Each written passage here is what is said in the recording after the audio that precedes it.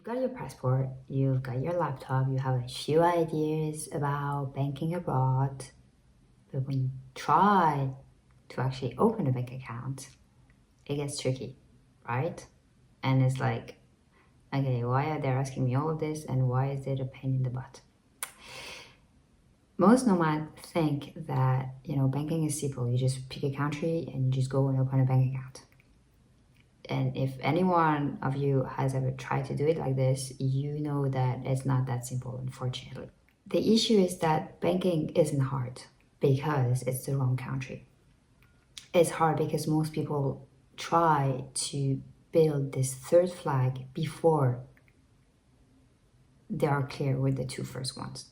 In this video, I'm going to walk you through the real foundations of international banking that most nomads miss and what to do instead.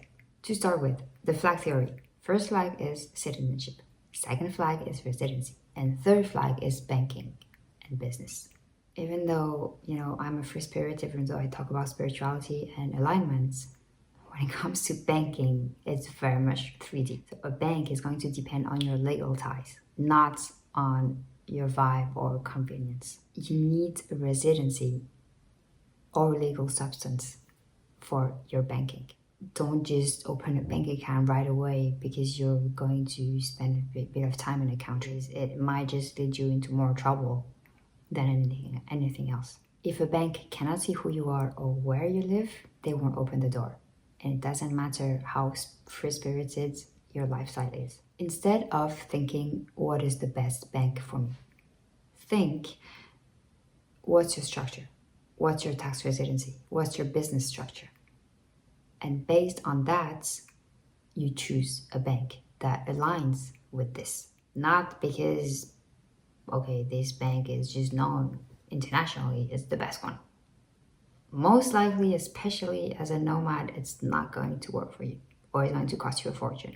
And it's going to bring you like headaches like you can't even imagine. If you're a nomad with no tax residency, you want fintech. You need a fintech bank account, and you also need to anchor yourself somewhere. So that is knowing your tax residency. But if right now you're a nomad and you have no tax residency, most likely your tax residency is your home country. So just set up a fintech bank account there, because they will ask you for an address. If you want to open a Revolut bank account, you will need a proof of address. If you're not clear on your tax residency, don't open a bank account where you are right now, because it might lead to more trouble than anything else. If you are resident in a low tax jurisdiction, then open a clean bank account. But again, I would go for a fintech for your private, because for your private, fintech can be really good. So I'm talking YO in the UAE, I'm talking Revolut, I'm talking Wise. You have several depending on where you are, but go for those ones because they allow multiple currencies. So when you travel, you can use this, you can convert in the local currency. You don't have any fees. It's the best option for a nomad for a private account.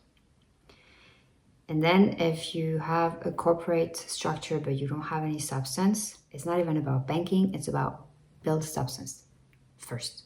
And then you think about the bank. And then if you're someone who's heavy into crypto, many traditional banks are restricted with that. It's either Swiss banking, but then there's a lot of compliance.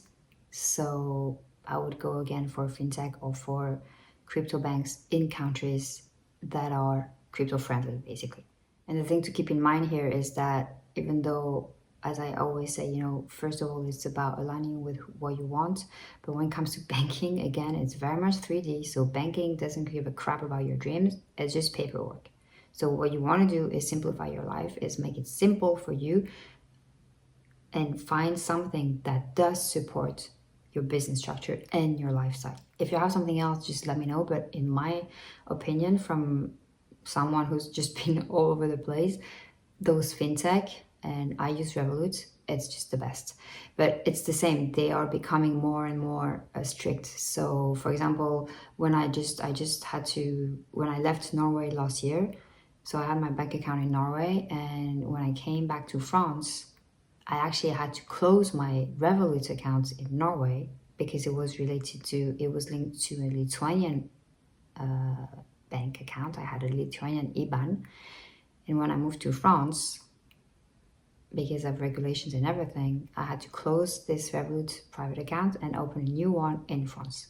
And now I have an IBAN like FR. And when I'm going to move, I'm going to have to most likely close this bank account and then open another one, because you can't have two private Revolut bank accounts.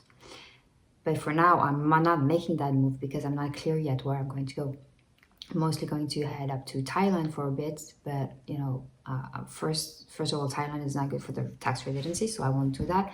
But so I will just stick for now with my French bank account. So don't make banking choices in the rush. Stabilize, know your two first flags first, depending on, so first flag your citizenship and second one your tax residency. And I would say then go with the business structure and then you go for the banking. So when it comes to what banks are actually looking for, basically they are trying to like humanize the banks. So they want to know who you are, this KYC, know your customer. They want to know where you're tax resident. They want to know your business. They want to know basically if you're stable, if you're low risk, or if you're a high risk. And your job is to answer those questions before you apply. For me, I am very much of a free spirit and I don't like to be asked too much stuff about me, so that tends to piss me off. But I've had to learn to go with it because I don't have any other option. And that's why for me, Revolut works really fine because, they don't bother me. You need to have those answers first. And that's why you need to have your situation kind of like clear before you go to banking. Because otherwise it's just going to be a headache. And oftentimes, especially if you go with traditional banking, it will just be a closed door. What to do instead of going for those, trying to find a banking solution is like, first you get your soul aligned action plan, meaning you get clear on your flag setup. So your citizenship is just your citizenship, except if you have two passports. But if you just have one passport, well, that's just a no-brainer. Second, your tax residency. Get clear on where you want to be tax resident. And if you don't know right now, that's fine. Don't rush it, because being a tax resident means you're usually going to have to spend at least half of the year in the country. So or at least to get the tax residency. Then once you have it, it's easier. But at least to get the tax residency, this is going to have to happen. So you're not going to go for a tax residency in the UAE, and that can happen most likely if you have a freelance company there anyway. But if you're not going to go for this, if you don't like the lifestyle over there, if you think it's too hot, why would you do this to yourself? It's not going to be sustainable because it's not going to work for you. So in the end, it's going to just be a hassle and it's not aligned. So get clear on that. And if you don't know, wait. Just take your time. Just trust the timing. Just go and explore. Stay tax resident in your home country and just explore. Go to, Southeast Asia, go to South America, go to wherever you want to see what matches what you're looking for. And when you have that, then you can look into the tax residency. And when you have this, then you look for the business structure. What kind of business are you working on? What do you want to build? What are you building? In which country do you want to set it up? Based on your tax residency. Because depending on this, you're going to have some ways to optimize all of that. And then when you're clear on that, you can look into banking. Once you're clear on your tax residency, you can fix or you can solve the private banking. But the business one, you need to know where you want to register your business to start with. And then you can see what options there is for the banking. But don't do it the other way around. That's what I'm trying to say. Also, when you do it like this, then the banking bit is just going to just flow. because you will have all the documents they will ask you, you will have all the information required, and it's just going to be just easy. You're building an ecosystem that it holds your business, it holds your freedom, and it holds your future. And that doesn't happen by chance, it happens by design.